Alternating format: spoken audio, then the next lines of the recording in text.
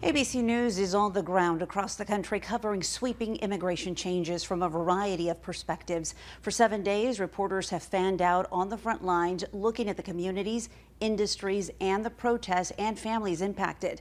Today, we have special coverage of the immigration crackdown. Action News reporter Gabe Ferris is here now with the response we've seen throughout the Central Valley. Gabe. Well, Graciela, much of what we've seen here is in response to a campaign promise to increase deportations. The Trump administration has said that it is focusing on those with prior criminal histories, but also acknowledges that others who are in the country illegally are being detained. So how did we get here? Tonight, we look back. Immigration raids like this began stoking fears in the valley last month. It started on January 7th in Kern County. Officials called it Operation Return to Sender. Video from this Bakersfield Chevron shows Border Patrol agents questioning Latino customers. Between January 7th and January 9th, agents detained 78 immigrants as part of that operation. The crackdown prompted an emergency press conference in Fresno just 2 days later, where Congressman Jim Costa shared his conversation with the CBP commissioner.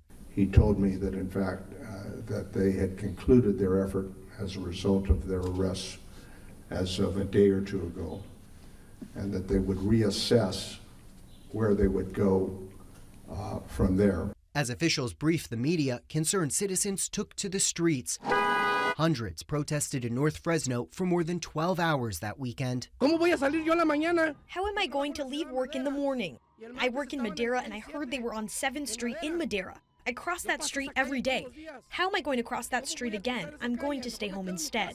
There were soon reports of Border Patrol agents in Fresno County, and the number of detained immigrants ballooned from 78 to more than 190 in less than a week. President Trump was just taking office.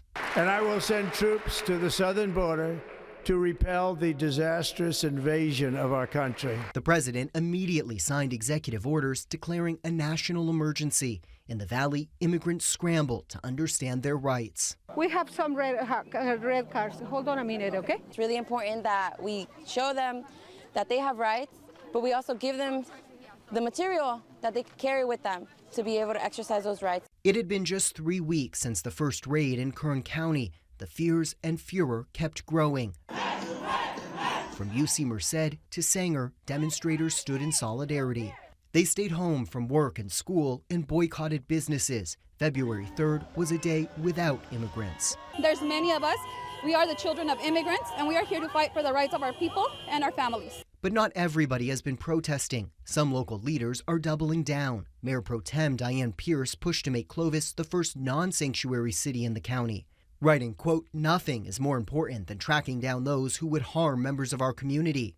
But the video that captured the beginning of this all in Bakersfield last month showed federal agents casting a wider net. It's that reality Fresno County Supervisor Luis Chavez says is now spreading through the community. I had a meeting with obviously a lot of the agricultural leaders. We got our folks that do citrus, pistachio, almonds, Tabor grapes, tomatoes. They're still seeing a lot of that fear and angst in our community. Folks are just not showing up to work. Several school districts have reported high absenteeism among immigrant students in recent weeks. Supervisor Chavez believes the raids and the fear could go on for months. President Trump keeps doubling down, saying anyone who is in the country illegally can and will be deported. Warren, Graciela. All right, Gabe, thank you so much. ABC News will have continuing immigration crackdown coverage later tonight in a special edition of Nightline.